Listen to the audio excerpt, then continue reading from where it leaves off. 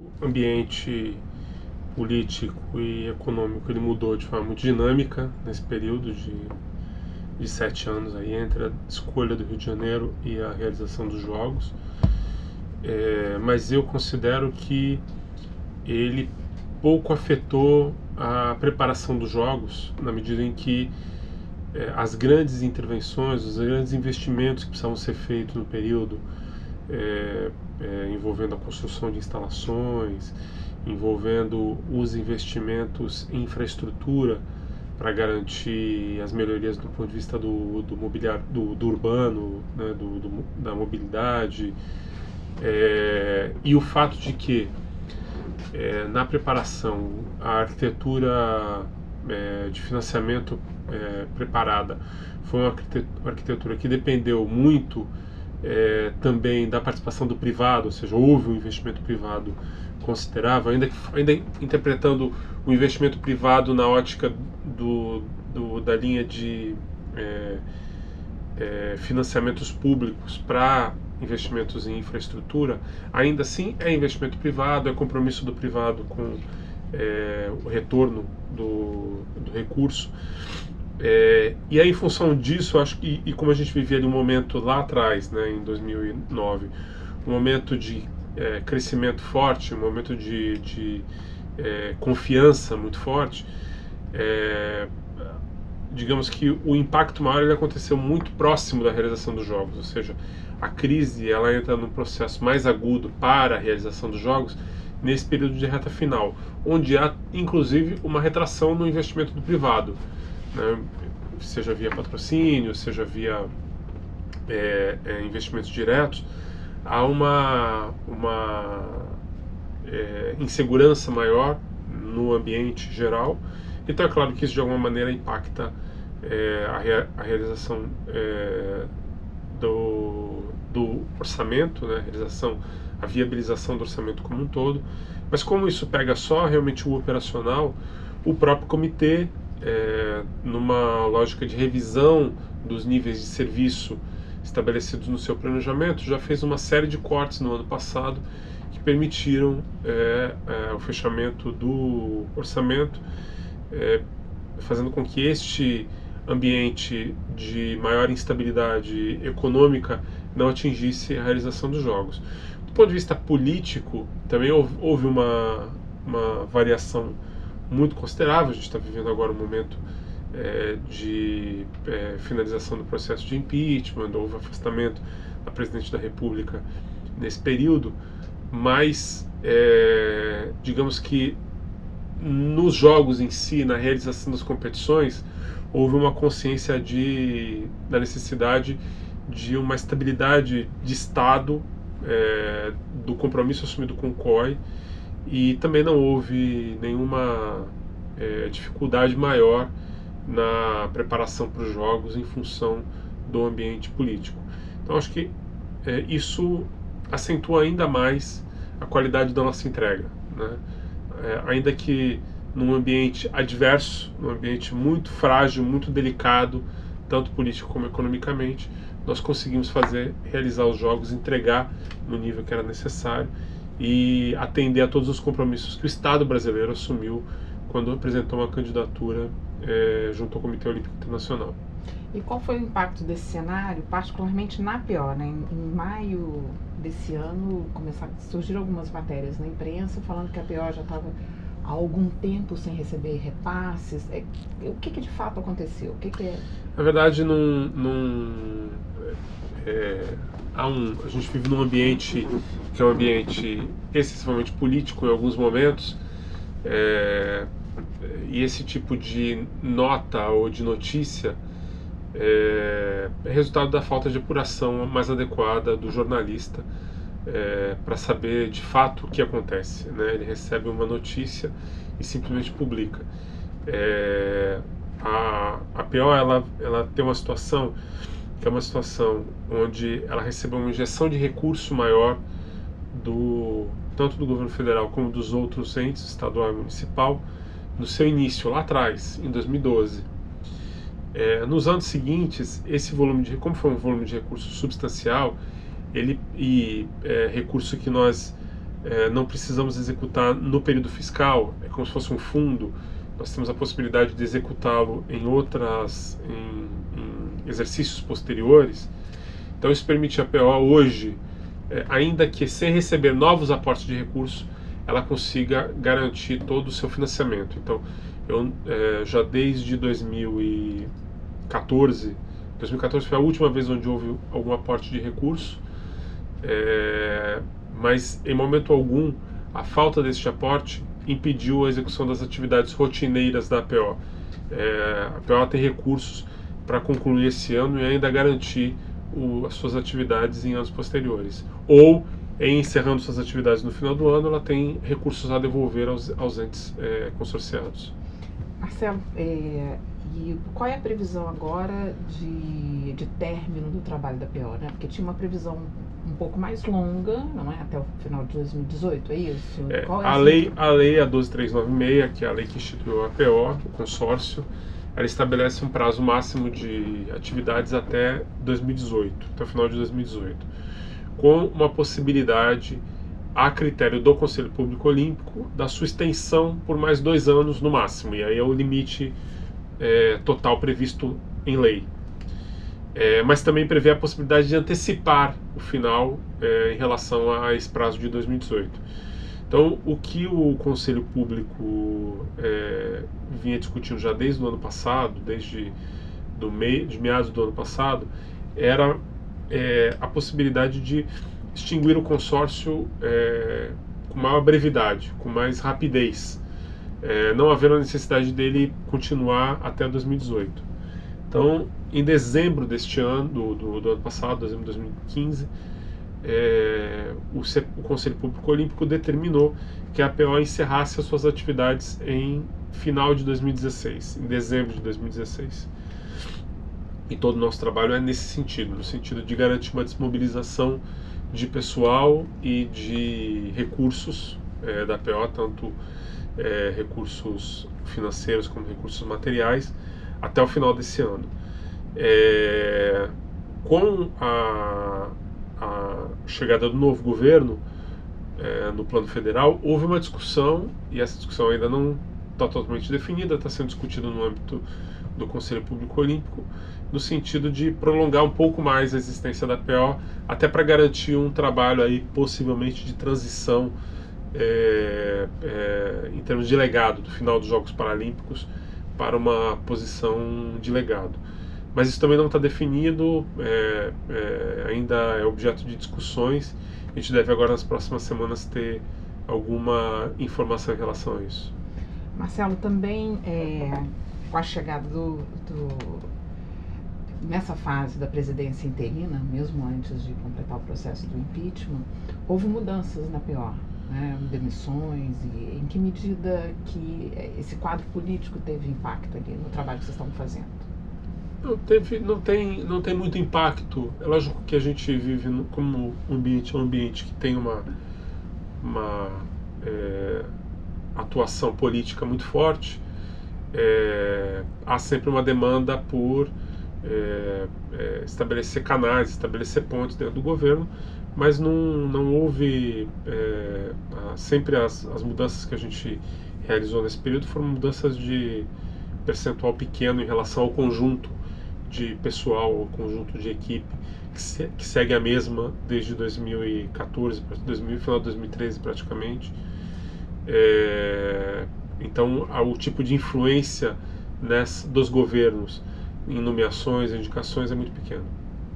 Marcelo, há 2 semanas do início dos Jogos Olímpicos foi suspensa a programação cultural do MINC e da PO, não é?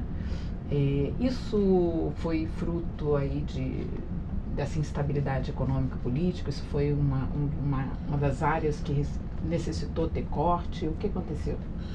Eu acho que foi uma discussão natural de mudança de governo, do governo anterior para o governo no período de interinidade, onde o novo ministro quis rediscutir a programação, rever alguns marcos dessa programação, em termos de cronogramas ou em termos de representatividade mesmo das atrações propostas, revisões em relação a aspectos da burocracia mesmo, contratos, liberação de recursos, algumas coisas que são mais administrativas, mas que lógico têm impacto, que dependem do cronograma na qual elas são implementadas, dependem do prazo que existe para você viabilizar a implementação da burocracia.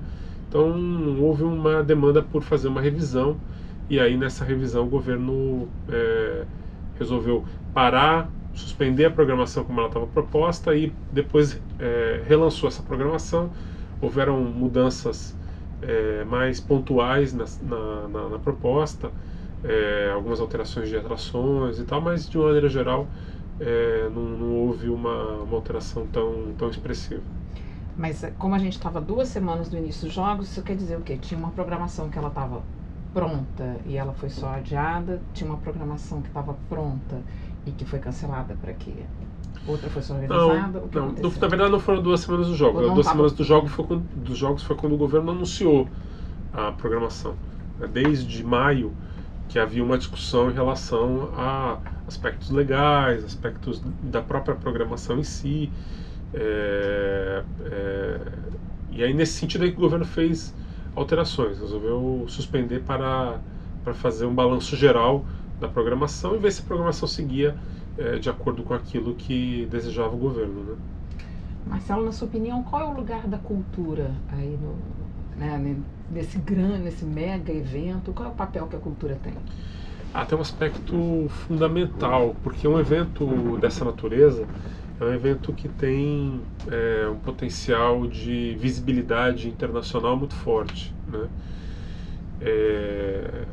Componentes de cultura, meio ambiente,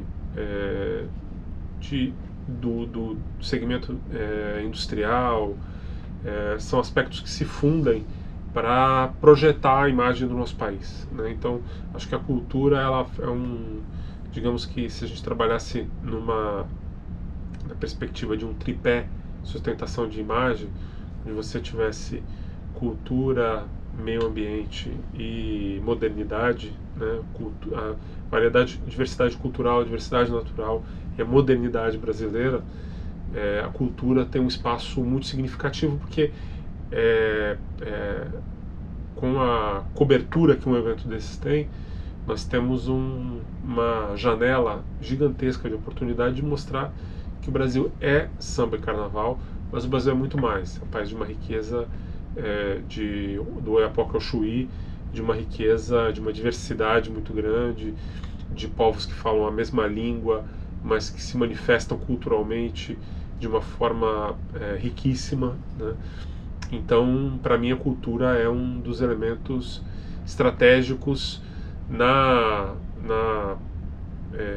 estratégia de apresentar o nosso país, muito além daquilo que ele é conhecido, na estratégia de, em termos turísticos, garantir que esta visibilidade redunde em novos negócios, novas oportunidades para o desenvolvimento econômico do país. Então tem uma infinidade de espaços que somente a cultura pode preencher e garantir que um evento dessa natureza, dessas proporções, alcance aquilo que o país deseja em relação a projetar sua imagem. E tendo essa função estratégica da programação que efetivamente, a programação cultural que efetivamente aconteceu e está acontecendo durante os Jogos Olímpicos e Paralímpicos, qual é a sua avaliação? Acho muito positivo. Acho que a gente não apenas a programação cultural feita pelo governo federal, mas a soma de várias iniciativas culturais que aconteceram ao longo desse período, do período dos Jogos, sejam as programações que foram lideradas aí pela prefeitura, as programações articuladas pelo governo do estado, outros governos do estado que também fizeram programações aqui durante o período dos Jogos. Acho que essa somatória de programações garantiram uma visibilidade adequada para a cultura, que se transforma, se desdobra em matérias correndo o mundo inteiro sobre a riqueza do nosso país. Marcelo, vamos falar um pouquinho do legado, né? Afinal, acho que essa é a palavra forte que acompanhou desde a candidatura, né, e a realização dos Jogos.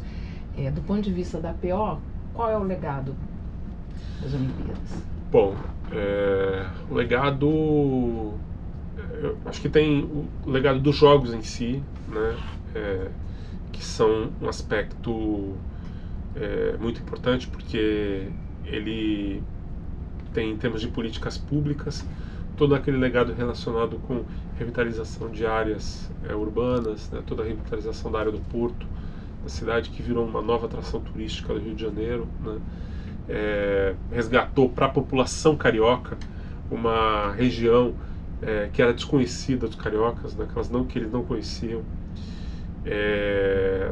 Todo o investimento na área de transporte que durante os Jogos pode ser utilizado e que para o carioca, o cidadão carioca do dia a dia e para os turistas que visitam essa cidade fica como um legado que estabelece um novo patamar de desenvolvimento para a cidade em termos de mobilidade, seja com o VLT no centro da cidade, seja a ampliação do metrô, a extensão dele de Ipanema até a Barra da Tijuca, seja a implementação de BRTs por toda a cidade.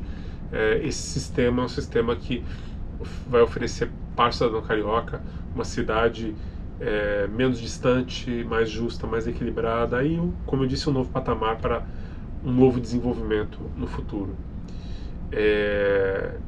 Então, eu diria que esse é um legado que está relacionado diretamente com os investimentos na área de políticas públicas. Tem o legado daqueles investimentos da matriz de responsabilidade, aqueles investimentos públicos da matriz de responsabilidade, principalmente as instalações olímpicas, sejam no Parque da Barra, sejam em Deodoro, que somadas transformam a cidade do Rio de Janeiro numa referência em termos de preparação de atletas, em preparação de alto rendimento para várias modalidades, com instalações de primeiro mundo, instalações que atenderam requisitos olímpicos, que sediaram os Jogos Olímpicos, então elas já têm ali na sua gênese uma marca muito importante, que vai permitir que atletas de todo o Brasil, não apenas atletas cariocas, do alto rendimento, tenham no Rio de Janeiro a possibilidade de encontrar a infraestrutura necessária para treinar, se desenvolver, melhorar os seus resultados em competições internacionais e futuramente melhorar os nossos resultados em termos de posicionamento no ranking dos países que mais recebem medalhas nos Jogos Olímpicos. Então acho que esse complexo aí, Deodoro e Barra da Tijuca, vem se aliar a uma estratégia de política pública de desenvolvimento do esporte, que é um legado importantíssimo para o esporte e tende a garantir melhores resultados no futuro. Sem falar no Parque Radical, que se transforma num parque público municipal lá em Deodoro, beneficiando aquela população do entorno da região do Parque de Deodoro, que não tem opções de lazer próximo e que já na experiência que foi vivenciada pela prefeitura no verão desse ano, no verão passado, se mostra com uma atração de lazer de muito sucesso, né? Então, também melhorando a qualidade de vida da população, oferecendo alternativas de lazer. Acho que na matriz também há um conjunto muito expressivo de instalações que representam um legado fundamental, um legado que os Jogos deixam para nós. E em termos de APO, eu diria que também há um legado importante, que é o legado da gestão pública, né? A oportunidade de você utilizar um modelo de consórcio interfederativo. Pela primeira vez se constitui um consórcio interfederativo para monitorar, para acompanhar a realização de um projeto conjunto. E eu diria que essa experiência é uma experiência que, com os erros e acertos que ela vivenciou, é a oportunidade de você identificar um modelo de gestão compartilhada, de gestão em conjunto de níveis diferentes de poder, que não necessariamente se aplicam apenas à realização de Jogos Olímpicos, por exemplo. É um modelo que poderia ser utilizado em outras experiências que demandassem uma um perfil semelhante ao dos jogos, ou seja, prazo de realização determinado, a necessidade de compromissos, responsabilidades e investimentos integrados entre vários órgãos da administração pública de níveis diferentes, a necessidade de garantir transparência pública para aquilo que é a evolução desses investimentos, com foco, com o objetivo de alcançar o alcance do prazo limite para o projeto acontecer.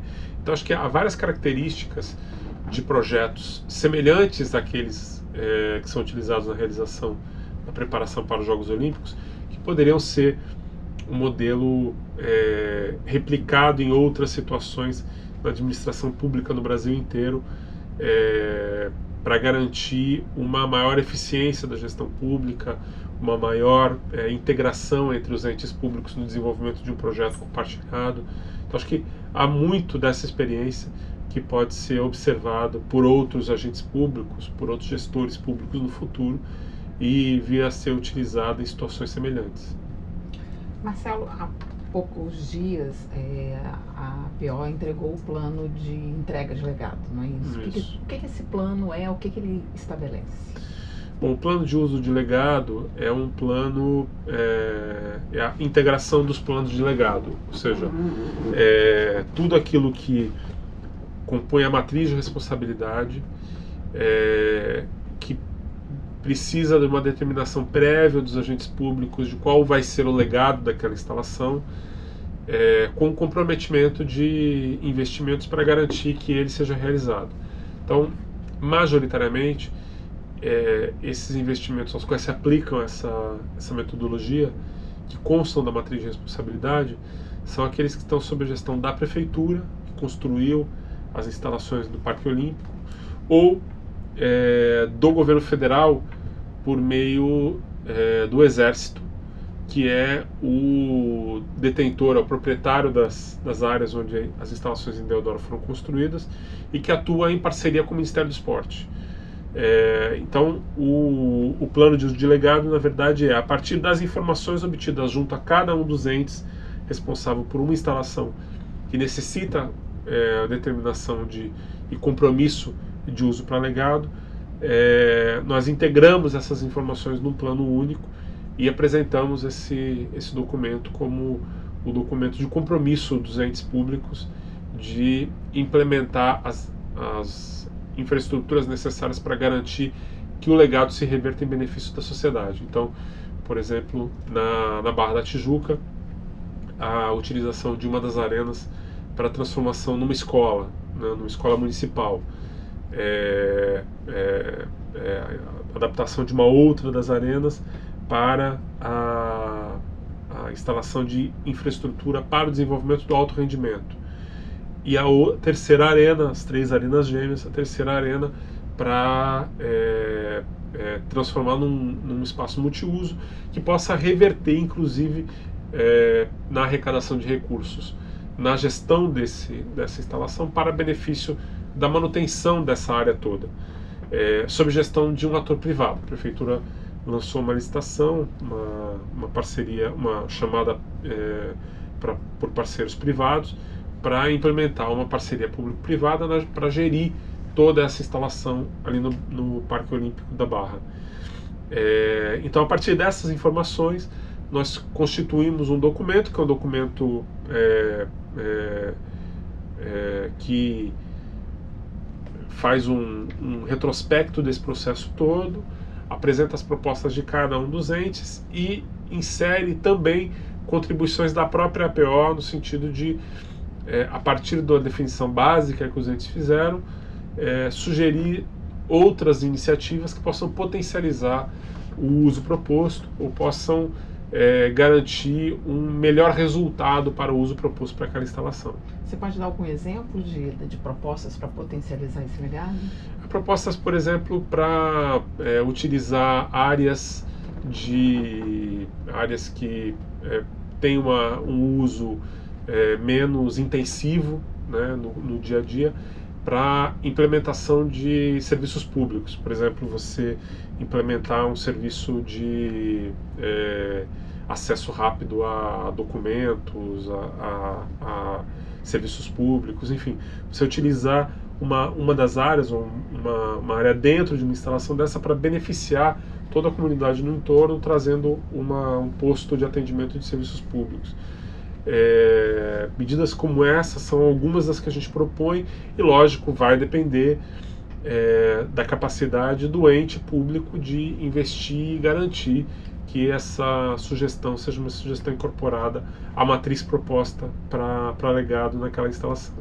Então isso quer dizer que o plano de uso de legado, ele estabelece algumas coisas, propõe outras, mas em última instância é o ente público que vai definir o que efetivamente ele vai incorporar como função. Exatamente, porque você tem um aspecto, que é um aspecto da gestão pública, que tem que se respeitar nesse processo de compartilhamento do projeto, que é a autonomia de cada um dos entes. Então a prefeitura ela pode determinar usos, determinar a implementação de serviços ou a realização de investimentos de acordo com a sua capacidade de investimento. Então, ou mesmo a capacidade de investimento de um privado a partir de conceitos básicos que a prefeitura apresenta numa proposta de parceria público-privada, né?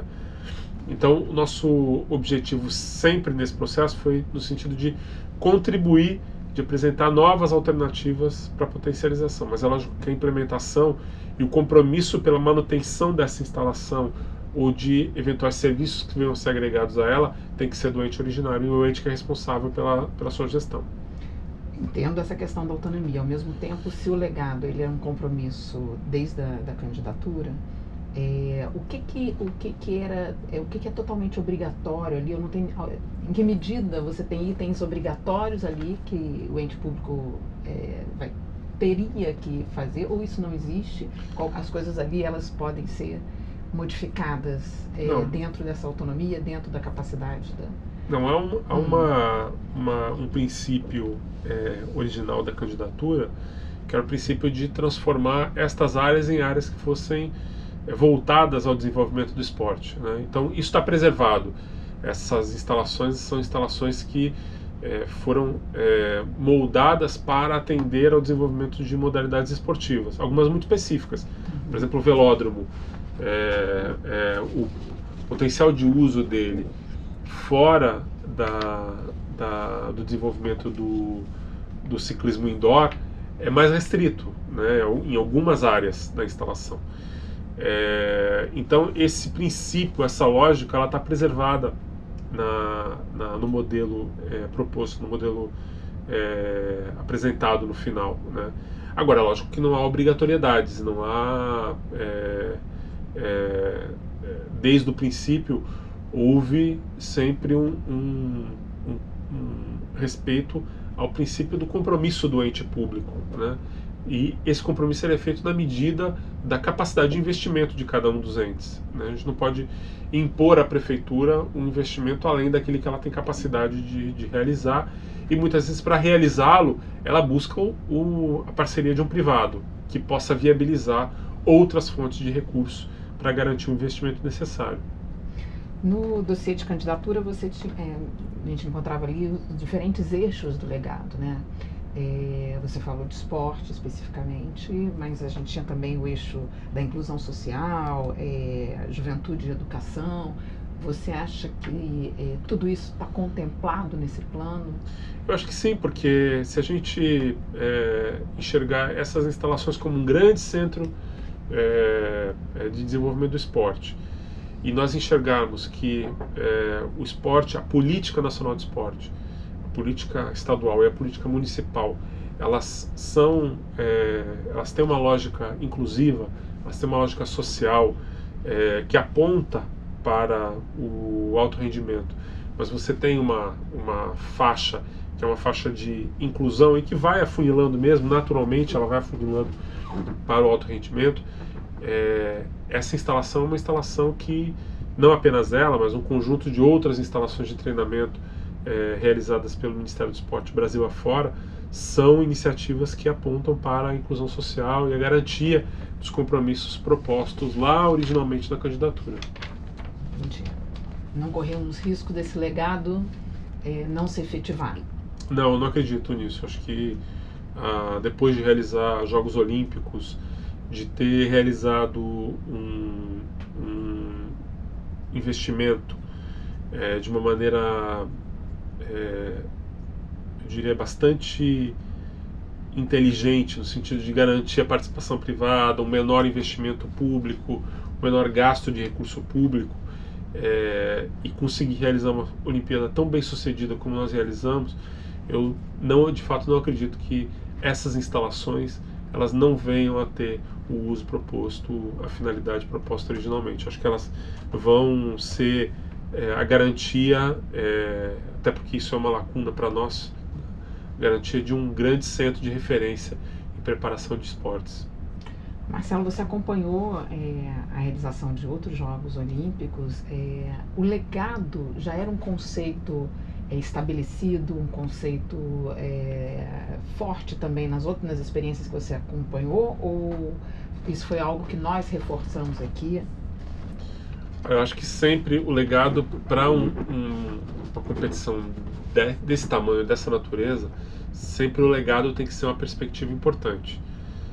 Você faz investimento maciço, investimentos que buscam garantir uma infraestrutura para a realização de uma competição que ela dura alguns dias, né?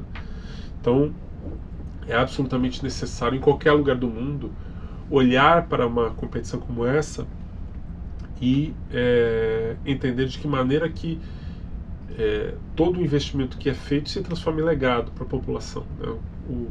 O esforço que esta população faz para garantir a realização da competição tem que se reverter obrigatoriamente em legado, em benefício da própria população. Eu tive situações em que, em outros jogos, o resultado de legado não foi talvez tão satisfatório, né? Mas no caso do Rio de Janeiro, acho que tem ali uma associação entre a busca por um investimento mais otimizado na garantia de um benefício maior em termos de legado. Então, hoje, se a gente fala no total de 39 bi de investimento, a gente está falando de algo em torno de 24 bi em legado para a cidade, em legado em investimentos em políticas públicas, muitas delas preconizadas desde a década de 60, planejadas desde a década de 60, né? E 15 bi em investimentos que são investimentos mais exclusivos para os jogos, sendo que desses ainda 7 se revertem em benefícios à sociedade, porque tem instalações olímpicas, tem áreas, instalações de treinamento que vão ficar como legado na política pública. Então, quando nós buscamos aqui no planejamento focar em transformar todo o investimento no máximo de legado possível para a sociedade carioca e brasileira, ao mesmo tempo pensou-se em algumas instalações que não necessariamente tivessem que ser definitivas, porque não teriam, em termos de legado, elas talvez não tivessem o uso que as outras podem ter, mas ao mesmo tempo não fosse um investimento sem a transformação em legado. Então você tem 2 arenas do Parque Olímpico da Barra que se transformam em outras instalações. Uma vira 4 escolas e a outra vira 2 ginásios com piscina,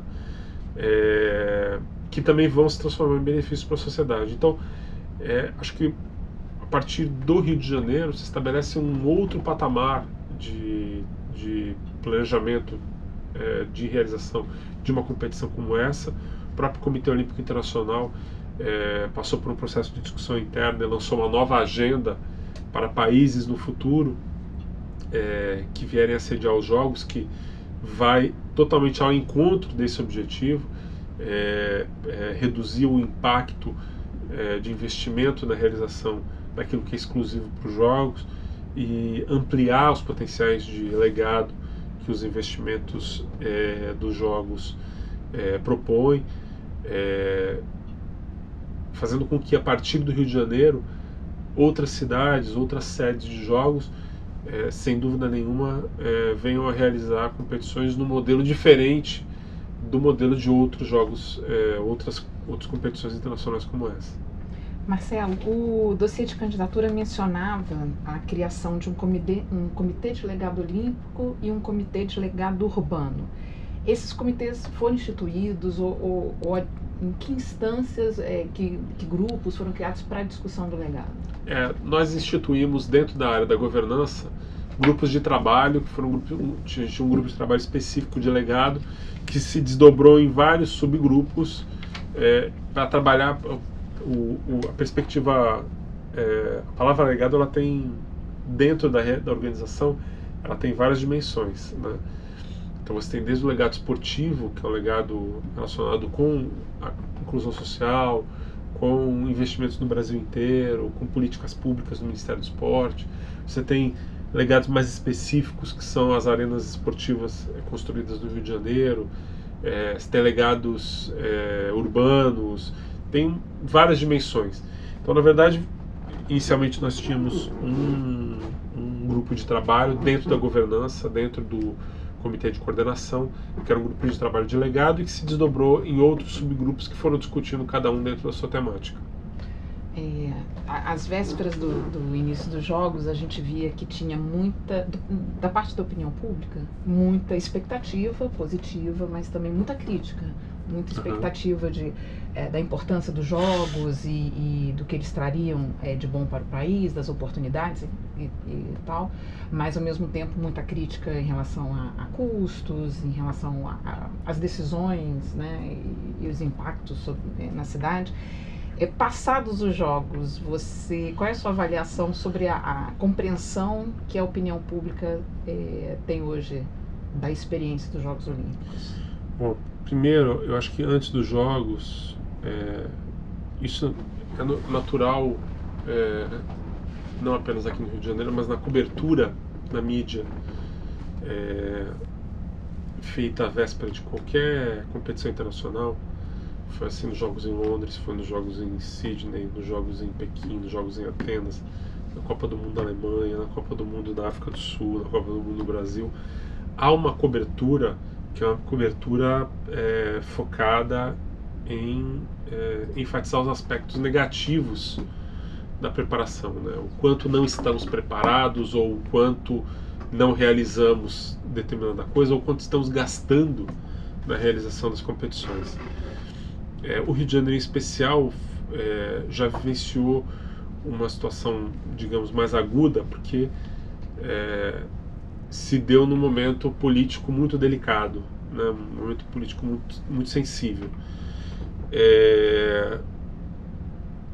E se deu com uma série de episódios que foram acumulando, né? Então, dúvidas em relação a terrorismo, em relação à segurança para a realização das competições, dúvidas por conta da proliferação do Zika e outras doenças associadas, dúvidas em relação à poluição, dúvidas em relação à qualidade das instalações olímpicas, dúvidas em relação à capacidade de realização das competições, do volume de competições ao mesmo tempo.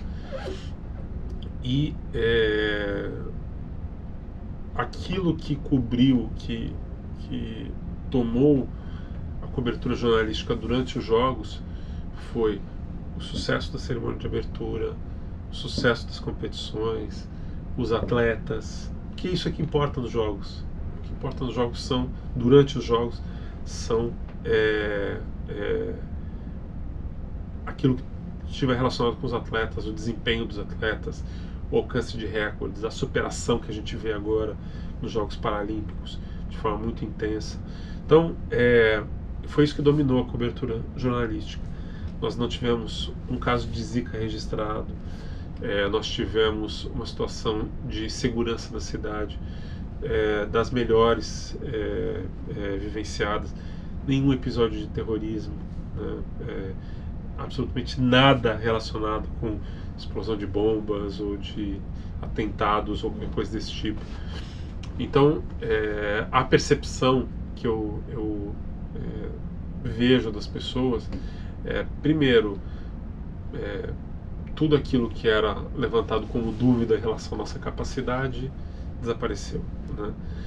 Isso não mudou a nossa realidade, não mudou o nosso cotidiano. Ainda há zika, ainda há segurança, ainda há problemas na área de saúde, mas isso é do nosso cotidiano. Os jogos, eles não são uma solução mágica, né, que transforma. Não, eles geram um ambiente que nos permite investir para melhorar as condições, dar um salto de desenvolvimento para ganhar muitos anos em que esse desenvolvimento não foi possível de ser realizado, né? Agora, não é uma solução mágica. Então, os problemas existem, as pessoas sabem que eles existem, mas elas têm a tranquilidade de saber que nós tivemos capacidade, que nós mostramos ao mundo que podemos fazer, que nós não somos um país sem estrutura, sem capacidade. Os nossos aeroportos funcionaram, os aviões tiveram médias de atraso menores do que nos períodos normais. A nossa infraestrutura funcionou, a segurança funcionou, a saúde funcionou, ou seja, tudo aquilo que nós precisávamos mostrar, mais ou menos quando a gente recebe alguém dentro da nossa casa, né? A gente quer mostrar que a nossa casa é legal, é bonita, a gente sabe que tem problemas, a gente sabe que o nosso guarda-roupa tá desarrumado, que precisa arrumar, mas a porta está fechada, né? Mas a gente tem prazer de receber as pessoas em casa e mostrar, as pessoas gostarem da nossa casa, gostarem do que elas e quererem voltar, né? Então acho que antes tinha um pouco a dúvida, o medo de passar vergonha, e ao longo dos jogos esse medo foi se transformando na certeza do orgulho de ser brasileiro, do orgulho de mostrar que temos capacidade e que podemos fazer, além de um evento sensacional, uma grande festa e fazer com que o mundo inteiro tenha vontade de voltar ao Brasil e visitar o Brasil várias vezes. Marcelo, vou te fazer duas últimas perguntas. Sim. Na entrevista anterior, inclusive, você detalhou bastante a atuação da APO, mas ia te pedir então, como um fecho aqui, que você fizesse um balanço final da experiência da APO, do trabalho da APO. Bom, eu faço um balanço, claro que é um balanço a partir de dentro, né? O ideal é a gente poder fazer um balanço com outros componentes, com outros elementos. O balanço que eu faço é um balanço muito positivo, desde o primeiro momento em que eu cheguei à APO até esse momento agora, uma evolução muito positiva na nossa capacidade de contribuir com a governança, na nossa capacidade de auxiliar tanto os atores públicos como os privados na preparação da cidade do Rio de Janeiro a receber os jogos. De maneira absolutamente discreta, de maneira absolutamente colaborativa com a governança, somando valores a todo o processo de preparação, de planejamento, né? Então, a minha avaliação é uma avaliação muito positiva do resultado do nosso trabalho, dadas as condições e as circunstâncias nas quais ele se desenvolveu.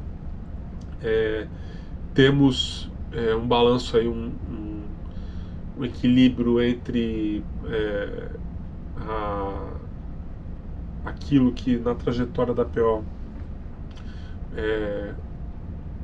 a gente poderia observar como os aspectos mais bem-sucedidos e os menos bem-sucedidos do trabalho, né? Mas eu acho que nós fizemos grandes avanços em relação à preparação de jogos, em relação à experiência compartilhada com os entes públicos, a uma proposição de potencializar os acertos em outras experiências no futuro. Acho que foi uma excelente oportunidade de experimentar esse modelo e de realizar de forma bem-sucedida um trabalho coordenado com os entes públicos. Então, vou te fazer uma última pergunta, que é: qual é a sua opinião sobre um projeto como esse que a gente está fazendo, que tem essa missão de registrar a experiência dos Jogos Olímpicos e Paralímpicos no Brasil? Eu acho fundamental uma experiência como essa, porque o depoimento de quem esteve dentro do processo, de quem acompanhou a realização dos Jogos, e no momento onde os Jogos ainda não acabaram, é fundamental porque na nossa cabeça tudo aquilo que nós vivenciamos tem que ser traduzido, talvez e muitas vezes com as nossas próprias palavras, né? Então eu acho que um projeto como esse é um projeto fundamental para garantir que aqueles que atuaram diretamente na realização dos Jogos possam transmitir de viva voz o que foi esse momento, né? A experiência maravilhosa que foi em todos os aspectos, poder participar desse processo de preparação, o que deu certo, o que deu errado. Então, para mim é fundamental que eu possa estar fazendo isso de viva voz. Marcelo, então, muito obrigada. Obrigado a mais vocês. uma vez aí pela sua colaboração. Obrigado a vocês.